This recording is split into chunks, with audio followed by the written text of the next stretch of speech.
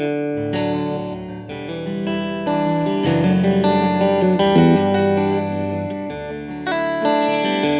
a perfect example of how music is another language and how it crosses all cultural barriers. You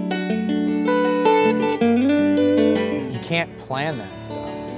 You can only fly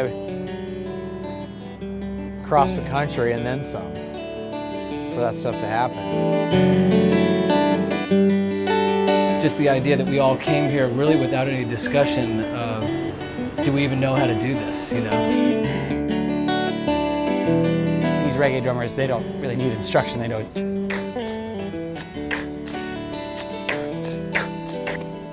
and we're off.